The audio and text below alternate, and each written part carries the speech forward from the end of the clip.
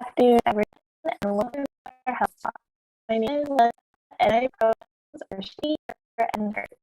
On behalf of patient education and engagement program at the University of Alabama. Thank you for joining today's session. Let's talk about schizophrenia. Like taking a minute to on the patient education and engagement program, the people learn and concern, and education technology and needs services. A few words of common format. This is being recorded and be available for closed captioning and YouTube words. Today we'll have teaching for 30 minutes and we'll open up questions rather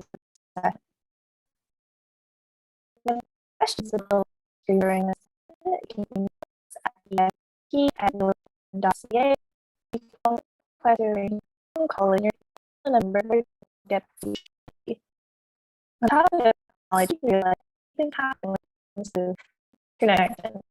So that is trying to get out any go first, the aid and see them in house facility. We also want that most speakers are presenting at the hospital so that you may hear announcements or come to the background and that happens will often over just questions and just go to the screen. Also in the box below, you can see questions anytime in the presentation. You quickly go to some questions to help you people interested in the most. Try best to see within the presentation or you can make an edit during the period. When submitting questions, my edit isn't posted away. This has questions or short helps us directions repeated and it goes more towards seeing questions. Also prepare the questions for their posted needed. These students stories questions. First, you to include your name, the anonymous. Know that we'll be able to see your name if you read it. As that you do not include names each about your or additional questions. Our health general health information only. Speakers are to guide psychiatry recommendation. We'll try to answer any questions in the period. You can also look here for questions likely know but design should help questions to the top or reading. And your podcast, we could look on your screen, it's survey in the session. This is available in the description box. Thank you. Your faculty know you like what we can and what topics to do. Moving on to presenters. Today we'll hear from Chris, who is a patient and personal speaker, who is a region with schizophrenia. While from 18 who is a state trainer in Ireland, working in the state and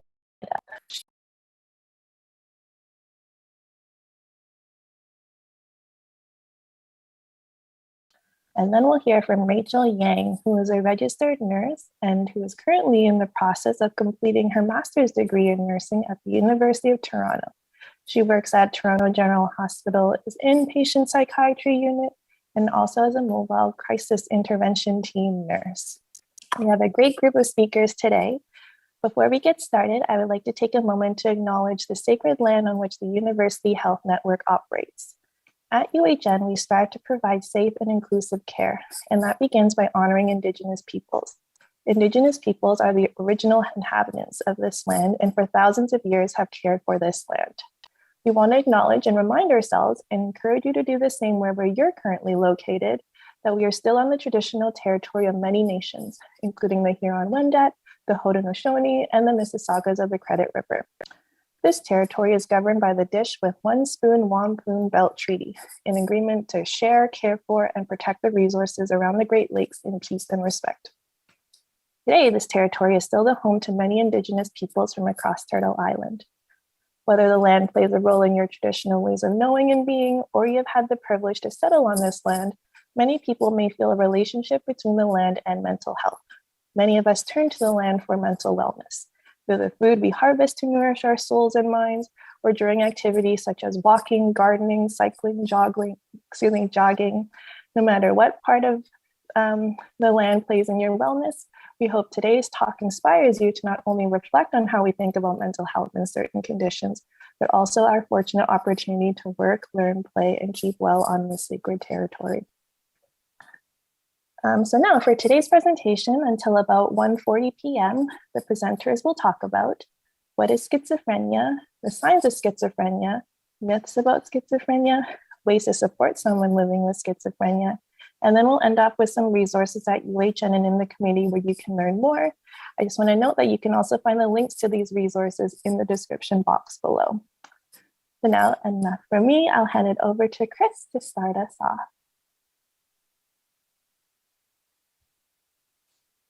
Thank you, Melissa. As Melissa said, my name is Chris Whitaker. I am a UHN patient guest speaker. I was diagnosed with schizophrenia in 1989 at the age of 23. My experience with mental illness and recovery began when my parents became concerned about my behavior. I was acting strangely during my weekly phone calls home, talking about wild fantasies, which I now consider fixed ideas or early symptoms of schizophrenia. Things are fuzzy for me about this period, but I'll try to map it out for you. I was attending university at the time. My parents were consulting with their family doctor who was concerned about me. So they drove down from Parry Sound to Toronto and brought me to Toronto Western Hospital about 4 times over several months.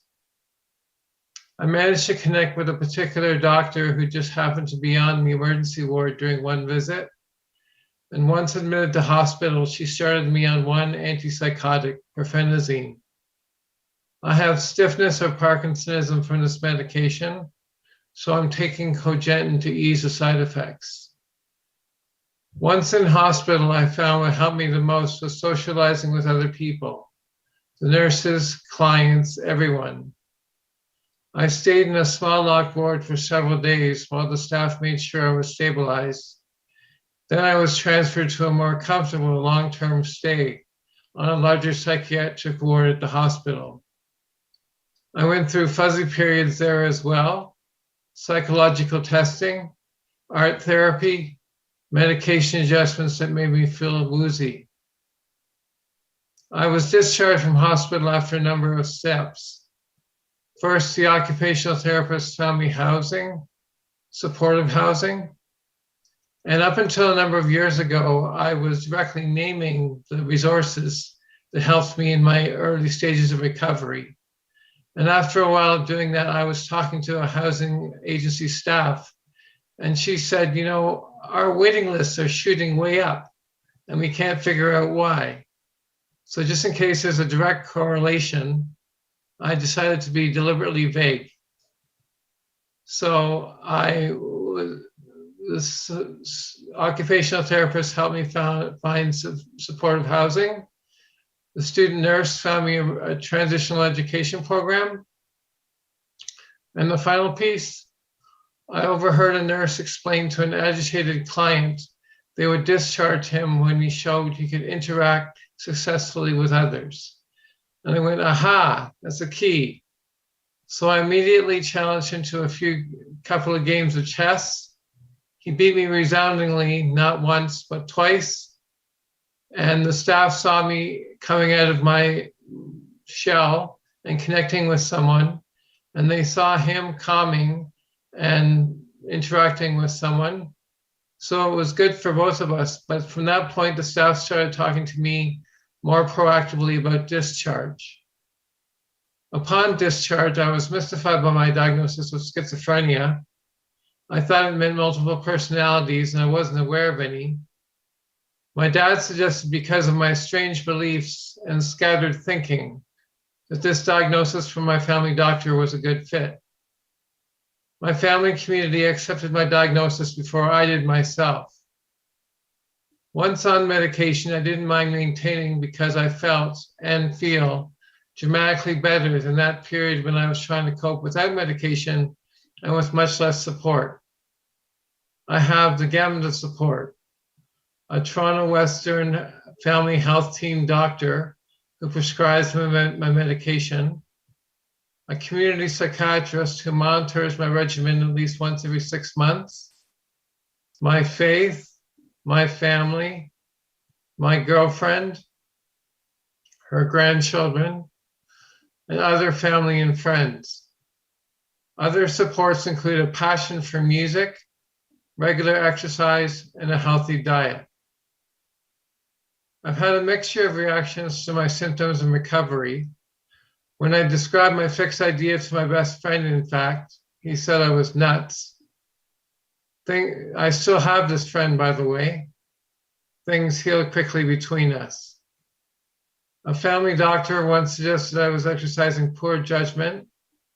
A college registrar told me rather bluntly I needed counseling. My employer was reasonably supportive. The manager suggested I take a couple days off. One of the best reactions came from an English professor who allowed me to make up a crucial final exam. She told me she would take my word that I was sick. The point I'm making is that just like anyone, I should be asked for input when addressing my symptoms and recovery. In 1992, while in recovery, I graduated from the library technician program at Seneca College. From 1994 to 2000, I worked at the Consumer Survivor Information Resource Center of Toronto. 3 of those years as executive director, earning me over $40,000 per year. And we had really affirmative job titles. As executive director, I was only supervising one person, the coordinator. Currently, I'm a personal experience speaker. I also volunteer at the Art Gallery of Ontario and play piano. I volunteer at the Art Gallery of Ontario, play piano twice a week at Baycrest, and play piano regularly for the seniors component of my housing program. I've had some recognition for my work. In May of 2004, I received an Ontario Volunteer Service Award through this type of work with the Canadian Mental Health Association Toronto branch. And 10 years later, I received a second Ontario Volunteer Service Award in June of 2014, this time to the Art Gallery of Ontario. And going on 7 years ago, in May of 2016, I received a third Ontario Volunteer Service Award, this time through Baycrest. My mom says if I make it to 5 awards, they should give me $1,000, and I agree. A decade ago, I attended the launch of a training manual through CAMH that features this story as a foreword. So I now consider myself a published author. Someone told me no one gets 2 pages in a publication. I got 2 pages in a publication. I also have 3 videos at least circulating on YouTube, educational videos, 2 of them through the CAMH YouTube channel, and 1 of them through an individual film student project. The nature of my illness is non-cyclical. I continue to experience symptoms, scattered thinking, lack of concentration, wild fixed ideas, but the medication mutes them, puts them on the back burner, and I carry on. In closing, I went from hearing scattered parts of words, fixating on strange ideas, and having difficulty functioning at work. And years ago, someone was helping me with my speech and said, wasn't able to work. I said, hold on, absolutely not. We're all on a level playing field. We're part of a team supporting each other. And all of us have good days, bad days, stress days. I had difficulty functioning at work, like we all do. That's what I'm comfortable with. The way it's spoken, that's what I'm comfortable with. I went from that period of instability to today, thoroughly enjoying my personal and professional pursuits. And my main personal pursuit is sharing new experiences with my girlfriend, of about 6.5 years. I love this opportunity to present to you today, and that's my story. Thank you.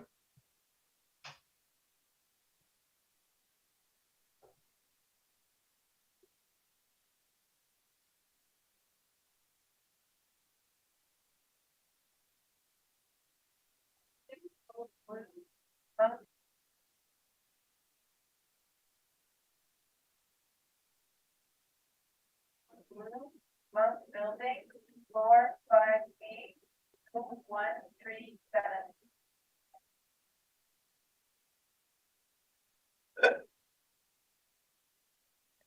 Thank you so much, Chris, for such a wonderful, wonderful story. And it's such a privilege and honor to actually be following you and talking about what is schizophrenia. So if you could just have the next slide, please. So I want to talk a little bit about what schizophrenia actually is, and then we're going to go into some of the signs and symptoms of schizophrenia. So next slide, please. Thank you. So schizophrenia is a serious mental illness. It is an illness. It affects approximately 1% of the population worldwide. Usually it's diagnosed in the late teens or early 20s in males, and a little bit later in females, usually in the late 20s or early 30s in women. Now, schizophrenia, as we learned a little bit about Chris's wonderful story, it can interfere with a person's ability to think clearly, manage some emotions, make decisions, and at times relate to others. It is an illness. It can be a debilitating illness.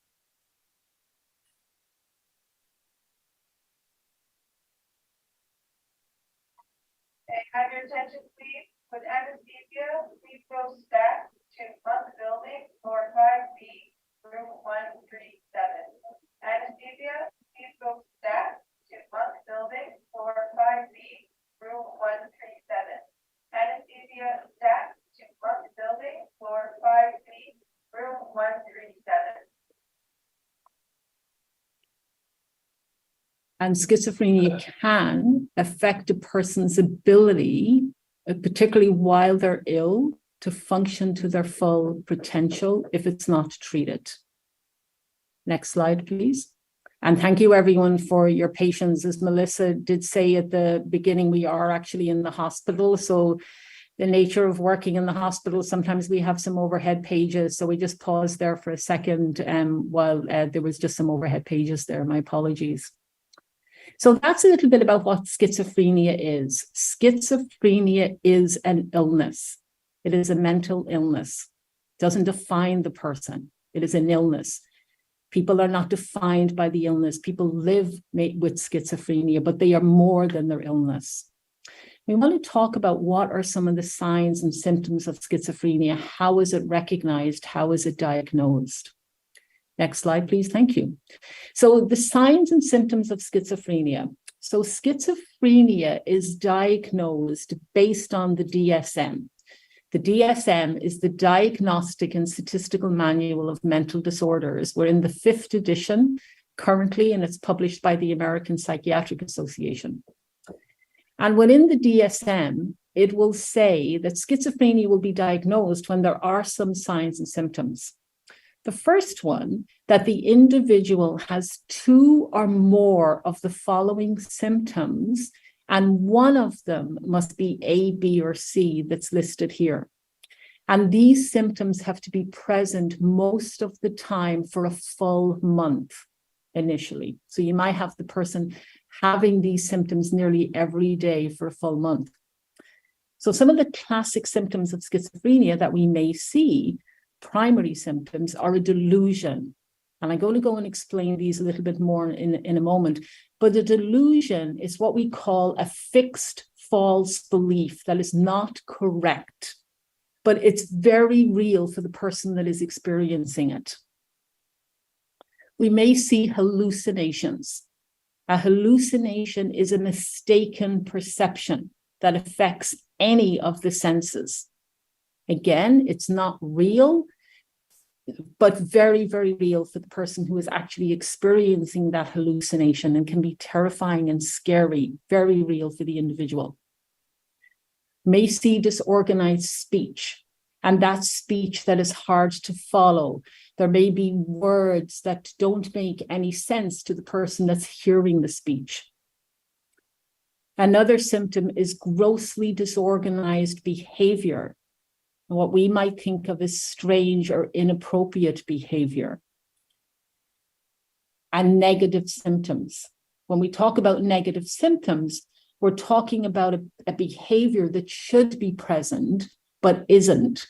So the experience of being able to experience the emotions of joy, somebody might not be able to experience that when they have schizophrenia. So when we're looking at schizophrenia, we are going to see that someone will have 2 or more of these symptoms for a large portion during a month period. And 2 of those symptoms, or 1 of those symptoms, must be a delusion, a hallucination, or disorganized speech. Next slide, please. In addition, the symptoms interfere with the person's ability to actually function with major areas of their life. So what that actually means, that relationships, work, self-care, the illness will actually interfere with the person's ability to carry on those life functions. So when the person is ill, there would be a reduction in certain areas in comparison to before the illness actually occurred. And then the third marker, or the third diagnostic sign, is that these symptoms continue for at least 6 months. So this is what we are actually talking about with schizophrenia. It is an illness where we may see some of these symptoms interfering with a person's life. Next slide, please. Thank you. So if we go back and look at what are some of these symptoms, what do they actually look like? So a delusion. A delusion is what we regard as a fixed false belief. It's a false, it's not real, very real to the person who's experiencing it, and it cannot be changed with reason. So you can't actually say to the person, this isn't true, this isn't true. The person firmly believes it. So at the moment, I'm actually wearing a purple shirt. I'm quite convinced I'm wearing a purple shirt. If somebody was to come up to me and say, no, your shirt is white, I would be, no, it's purple. I'm wearing a purple shirt. So it's very, very real for the person who is actually experiencing it. And a delusion, there's different types of delusions. So we have what we call grandiose delusion. So that is where the person may believe that they have exceptional powers. For example, I have the ability to read your thoughts. I have the ability to fly. And that would be very concerning for us if somebody thought that they could fly and was maybe thinking of jumping off a building to practice flying. Persecutory delusions is the belief that you're being watched, followed, plotted against, and very, very scary for the person who is living that delusion if they actually believe that somebody is following them. Can affect their whole life. Ideas of reference, or a delusion of reference. This is another example. And this is an incorrect or false belief that external events have a specific or a special meaning to the person. And an example of that might be a song on the radio has a special meaning. The singer on the radio is giving me a special message through his song. And that is very, very real for the person who is experiencing it. So a delusion is a fixed false belief that cannot be altered by reason and is very, very true to the person who is experiencing it. Next slide, please. Thank you. A hallucination is a mistaken perception that can involve any of the senses. So there's a little bit of a difference between an illusion and a hallucination. An illusion is a mistaken perception when there's an external stimulus. So I'm going to give you a little bit of an example of that. If I see a black mark on a wall, and there's a black mark there, and I think, oh, that's an insect, it's a spider, ooh. And then I realize, oh no, it's just a mark. That's an illusion. I've looked at something and misperceived what it was. A hallucination is when there's a mistaken perception and there's no stimulus to confuse it with. And a hallucination can involve any of the senses. Auditory hallucinations is where the person may hear things, hear voices, hear somebody speaking. When there's no one there, no one is speaking. And this can be very, very scary. And people living with hallucinations can be very frightening. Olfactory is where somebody might smell things that are not there. There's no real smell. Visual hallucinations, again, seeing things that are not really present in the environment. Gustatory, which is very rare delusion, hallucination affects taste. And tactile, touch, have a sensation that there's things touching or on the skin when there isn't. And again, hallucinations can be frightening, very scary for people. Next slide, please. One of the other symptoms is disorganized speech. And with disorganized speech, it may be very difficult for the listener to keep track of what the person who has the disorganized speech is saying. And some of those examples, clang association, where the person will speak in rhyme. I have a book, my luck, cook, and trying to keep track of what is actually the message. A word salad or a neologism is a made-up word that has no meaning. So the person might say, I like the wadi. Well, a wadi is a made-up word. It would not mean anything for the listener, but it would mean something for the person that's using the word. A word salad is where we have many neologisms or many made-up words in a sentence. And we have to understand that this has meaning for the person who is actually expressing the speech. Poverty of speech is something that we will see the person is speaking very, very little. So poverty of speech, not many words spoken, not quite long pauses between words. And echolalia is repeating what is said. And if anybody has ever worked with children, I know my little nephew, when he was 2, used to love to repeat everything that I said. And that is an example of echolalia. Next slide, please. Thank you. And disorganized behavior. So some examples of that are the word, we talk about the word agitation sometimes in healthcare. And agitation is where the person might have heightened emotion or look tense. Echopraxia, it's very similar to echolalia, but not repeating what you've heard, is repeating the other person's movements. Regression is moving back to an earlier life stage or behaving in a less mature way to the actual age that the person is. Hypervigilant is being highly alert to external stimuli, be on full alert.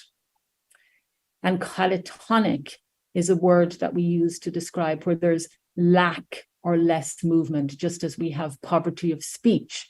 We might see lack of movement, which we use the word catatonia.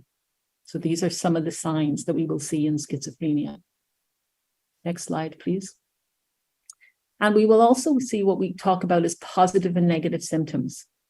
So positive symptoms are symptoms that exist, but should not. We really do not want them to be there. An example of that is a delusion, a hallucination. Negative symptoms are symptoms that do not exist, but they should. We want them to be there. And some examples of that would be avolition. So a person unable to enjoy any activities or being not planning a day. And hedonia is unable to experience pleasure. So with negative symptoms, it's not there, but we want it to be. And with a positive symptom, it is there, but we don't want it to be. It isn't really a good, we don't want people to have delusions and hallucinations. Next slide, please. Thank you. So now that we've talked a little bit about what schizophrenia actually is and what some of the signs and symptoms of it, I want to talk a little bit about some of the myths and the facts about schizophrenia, because there is a lot of myths out there. So myth number one, schizophrenia is caused by personal weakness. Absolutely not. Schizophrenia is an illness. It is an illness that affects the person's ability to function fully while they're ill, just like many, many other illnesses. It is not caused by personal weakness. There are factors which cause schizophrenia or affect schizophrenia, genetics. We know there is a genetic link, looking at some of the adoption studies, neurotransmitters. These are chemicals in the brain. There's a lot of work being done on the neurotransmitter of dopamine. And stress and trauma can increase some of the symptoms of schizophrenia. Next slide, please. Myth number two, delusions and hallucinations are the only symptoms of schizophrenia.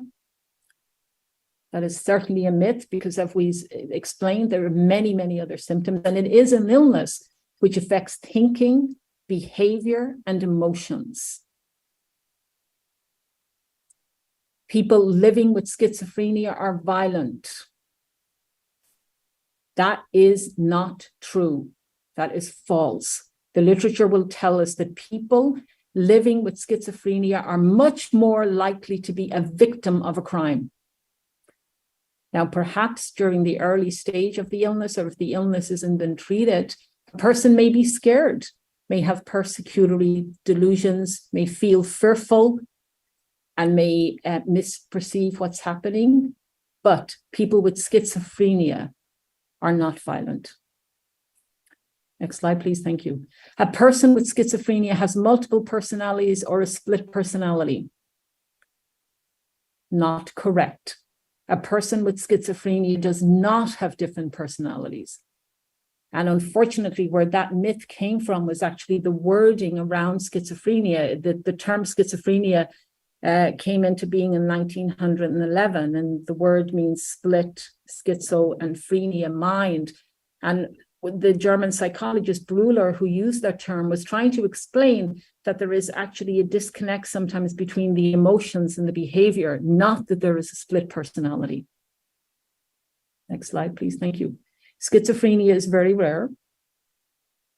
Little bit more common than we might believe. It does happen in about 1 in 100 people are affected with schizophrenia. Schizophrenia cannot be treated. That is such a myth. Schizophrenia is an illness that can be treated. It is a medical illness. There are treatments, there are medications that can indeed be treated. And one of the last myths I want to talk about is that people with schizophrenia can never recover from it. And that is so untrue. People with schizophrenia, and we just heard Chris's wonderful, wonderful story, live productive, meaningful, and successful lives. People with schizophrenia have an illness. They are not defined by the illness that they have. And it is my pleasure to hand over to Rachel, who's going to talk about how we can support someone living with schizophrenia. Mm-hmm. All right. So I will now be discussing how to support someone living with schizophrenia, whether it is a loved one, a friend, coworker. There are several tips for supporting someone living with schizophrenia. So the first tip would be continue to educate yourself, learning about schizophrenia, the treatments, how to help cope with the symptoms, and self-help strategies that you can encourage them to. validate their experiences, really actively listen to them, talking about their problems, their concerns without any judgment, arguments, unsolicited advice, or any distractions like using your phone while you're speaking to them. It's important to be patient and give them time to formulate their sentences, whether it makes sense to you or not. Listen and acknowledge what they're feeling and saying. It's important to not argue when they are experiencing these distressing symptoms like delusions or hallucinations, because telling someone that their experiences aren't real doesn't help when the experiences feel very real to that person. So empathize with their feelings without really confirming or denying their experiences. So for example, rather than saying, "You're going to be okay, this isn't real, I don't see anything," respond with, "I can see how upsetting that shadow is to you and how scary it must feel." So you're really validating their experiences and their feelings rather than really thoroughly going into the contents of their symptoms and their hallucinations and delusions. Another tip would be to encourage treatment and self-help for the individual, really provide options to offer a sense of autonomy. Your loved one or someone you care for may be more willing to see a doctor if they feel a sense of control over the situation, and promote collaboration in terms of their own treatment plan. Like Chris said, it's really important for them to have their own voice and feel like they're involved in their own treatment. They will be more motivated to work towards recovery in that way. Another tip is to really build your own social support network and support network. It's important to recognize your own limits and be realistic about the level of support and care that you can provide. Don't hesitate to ask for help, and remember that you are a part of a team. So ask for help from the healthcare team, supporting peers, family members, friends, and professional association. And this can also mean joining a support group. Meeting others who know firsthand what you're going through can help reduce feelings of isolation and fear, really validate your own experiences and feelings. And these support groups can really help you develop a sense of belonging and a social support network to discuss freely without any judgment, help you express your feelings and learn more helpful information as well. And also don't hesitate to turn to your trusted friends and family members and ask your loved ones if you can call them and talk to them for support. These strong social support can really help us cope and build resilience to stress, to really allow us to be present and continue to support our loved ones. So we have to really remember to take care of ourselves first as well. Another tip is to encourage the person to monitor their medication and help them monitor their medications. Really take their side effects seriously and tell the doctors of any distressing side effects. And these side effects can range from dry mouth to other symptoms like fever or muscle stiffness that can really indicate a serious adverse effects from the medications.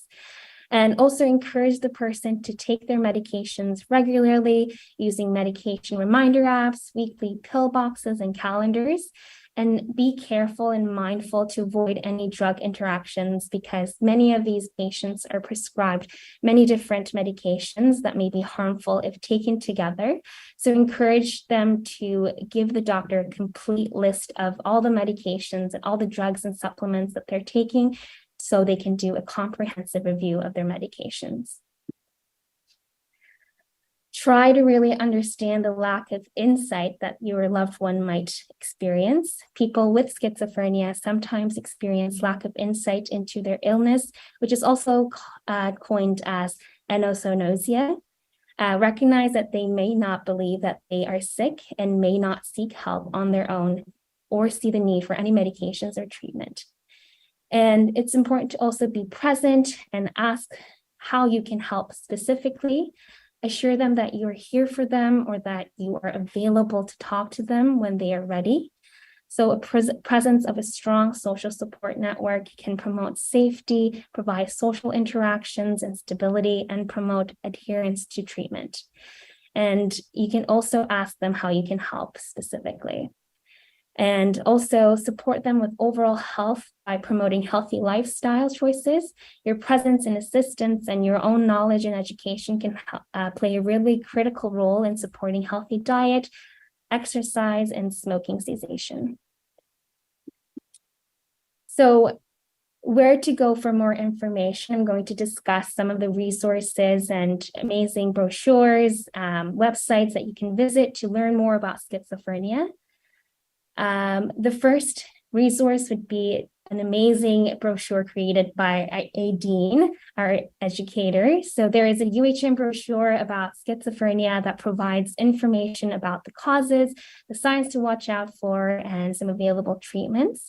It's available on the link shown on the PowerPoint here, which is also available in Spanish, Portuguese, Italian, and traditional Chinese. Another really good UHN brochure to refer to here is titled Could Schizophrenia Be Related to a Genetic Condition? It talks about the deletion syndrome, which is also known as the 22q, which is a genetic condition where a tiny piece of one chromosome in each of the cell of the body are missing. And this genetic condition is a high risk factor for schizophrenia, where 1 in 100 people with schizophrenia have this genetic condition. So another great resource is the Schizophrenia Society of Canada website.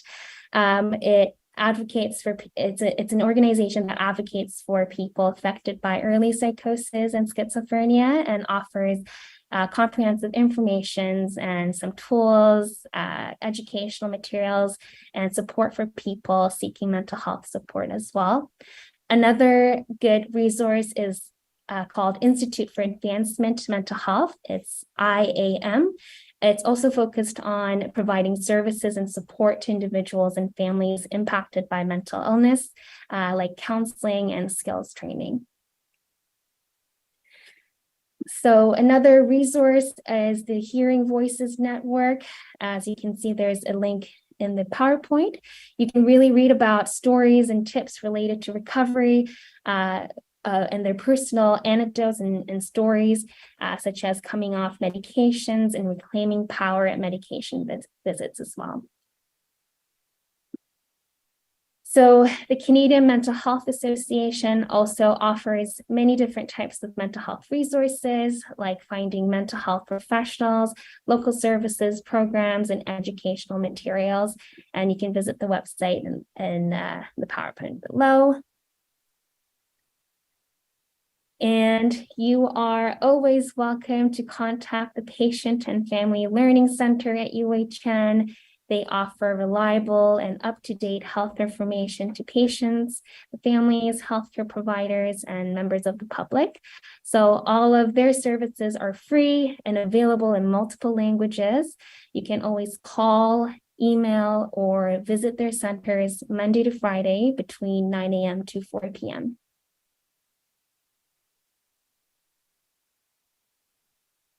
Thank you. So that brings us to the end of the presentation component of our health talk. On behalf of our participants and the patient education program, thank you so much, Chris, Aideen, and Rachel, for sharing your expertise and experience about schizophrenia. So now we'll check the Slido to see what questions have been submitted. You can still submit your questions if you haven't already. To submit, please go to slido.com and enter UHN Health Talk. And as a friendly reminder, you can choose to include your name or stay anonymous, but please note that others will be able to see your name if you do include it. So now let's see what questions have come in, starting from the top. Okay. So the first question asks, please, could you throw more light on the difference between schizophrenia and schizoaffective disorder?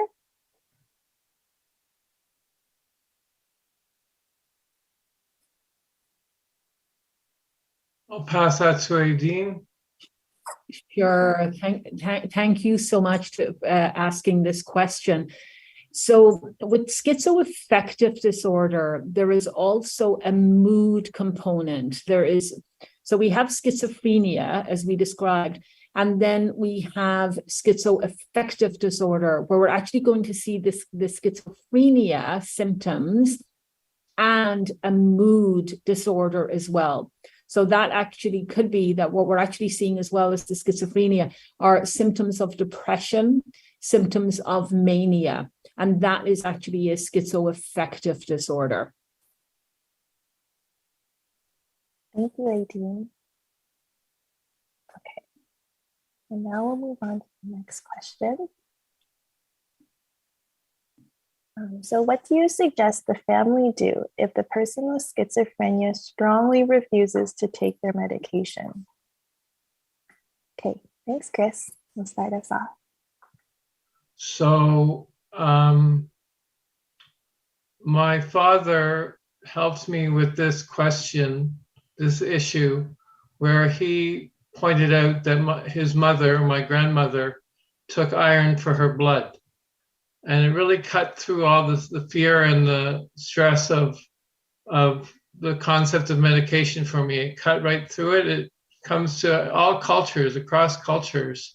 There can be a sense of bringing your body system into balance. And that's my opinion. I strongly believe in medication to bring that balance back. That's my answer.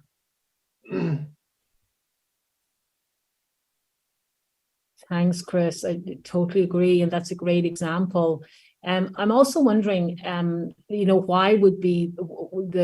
what are some of the reasons why the individual is refusing to take their medication? Maybe, to have that conversation as well. Are they worried about side effects?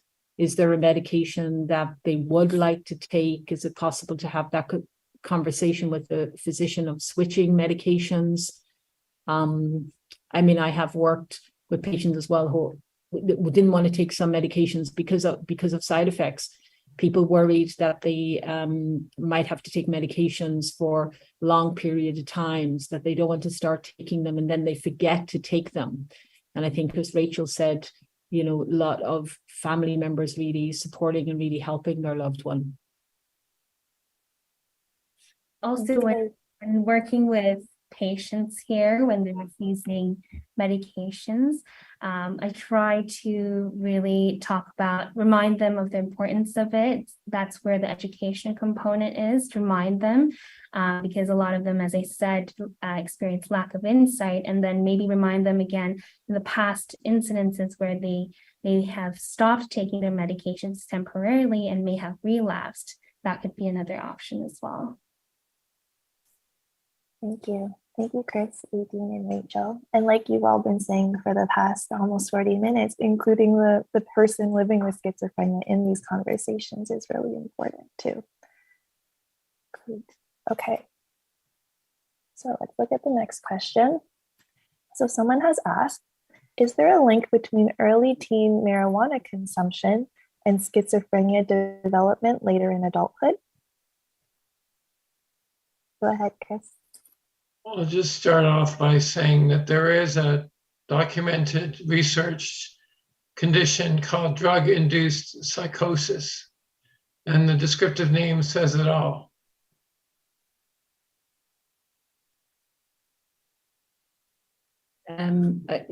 I just want to mention as well, maybe for the person who submitted this question, if they are interested, on the Schizophrenia Society website, there is a very good educational video. It actually is geared for teenagers talking about marijuana, but how sometimes somebody may have what we call a vulnerable brain and can actually affect the brain, as Chris had mentioned, drug-induced psychosis.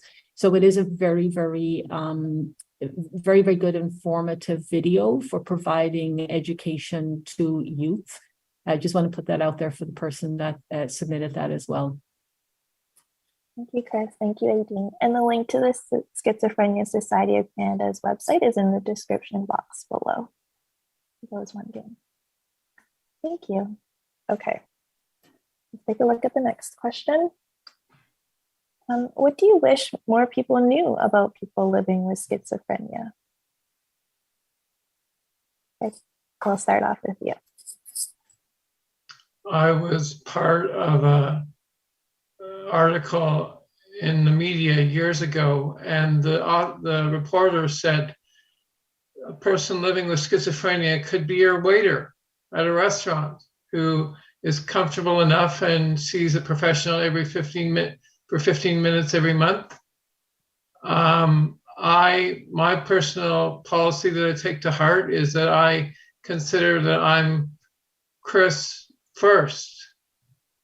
The name I was given, I'm Chris first, the person first who just happens to have the experience of schizophrenia within a wide, broad range of life experience. That's how I would answer that question.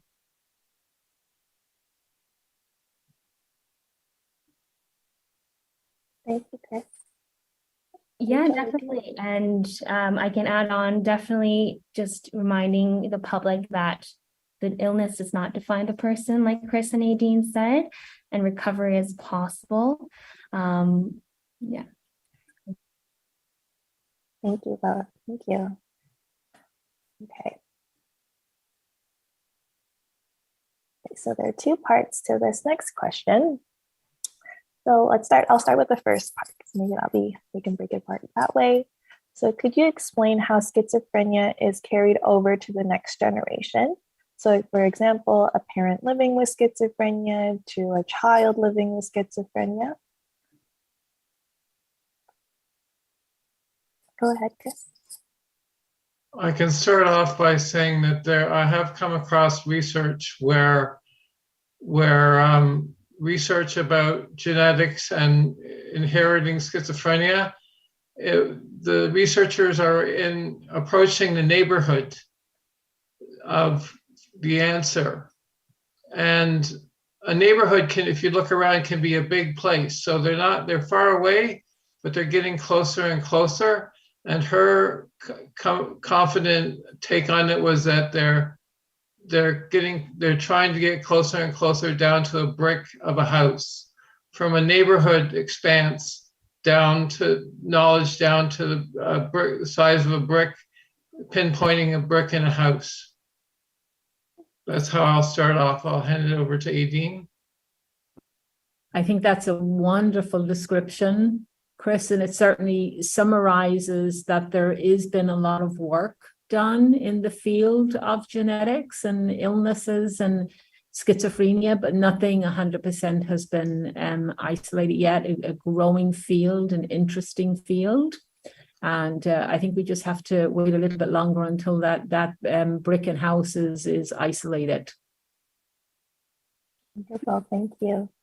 And if we look at the second part of the question to build on that, how does schizophrenia play out in twin children versus fraternal twins? What does the research say? So we certainly do know that there is a genetic component in schizophrenia, and we recognize that from looking at some adoption studies, and particularly even with children that have been separated and grown up in different households. So there is that genetic component, and how it actually fully connects. I think a little bit more work just needs to be done. Thank you. Okay. Looking at the next question. I heard that smoking can be helpful sometimes for someone with schizophrenia. Is this true? Go ahead, Chris. I'll start off by pointing out that some of you may be aware that years ago, over a decade ago, there were smoking rooms on the units in CAMH. And that has transitioned over time to current days where smoking is banned within buildings of the new CAMH. That just goes to show you where the thinking is going.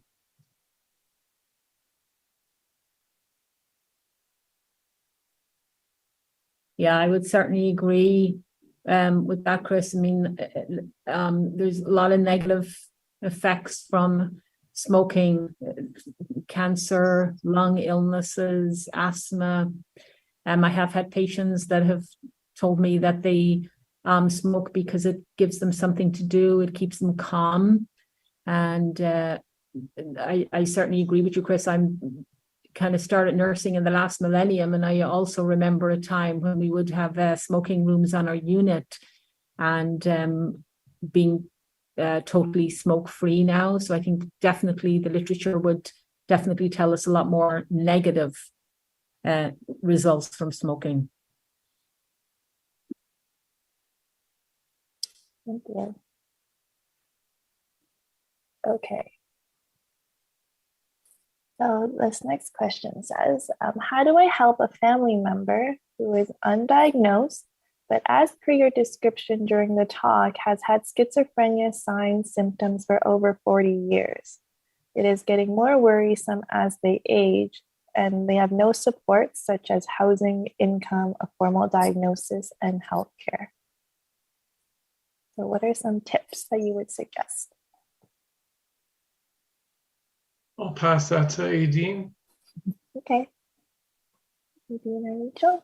Oh, sorry, the question disappeared. Hold on a second. Let me just go back to this and see. Oh, okay. It's back now. Sorry, 1 second. I can just speak to Okay, it. go ahead. Thank you. There you go. So if you are concerned in regards to whether or not they're able to take care of themselves or risk to themselves, there's actually a form called Form 2 where you can fill out to submit to the Justice of Peace, and they will determine whether or not this person needs to be brought to the hospital, unfortunately against their will, to start treatment. However, if this person is able to have a conversation with you and acknowledge that maybe seeking a primary health care provider like a family doctor or maybe a walk-in or crisis center, just there's a lot of resources. As a mobile crisis nurse, we see a lot of patients like this where they might be not diagnosed but have a lot of symptoms, and they're to the point where they can take care of themselves, not enough to be admitted to the hospital or seek help. But there's places like the Gerstein Crisis Center where they can access support. There's support called 211 website where they can access just like personal helplines to talk about the housing situation, their income. There are people that can help them, and maybe you can be there to actively kind of be the liaison between the resource and the person. But yes, that's all I can say. Thank you, Rachel. Okay, so I think we have time for just one more question. And that is, what's the difference between schizophrenia and bipolar disorder?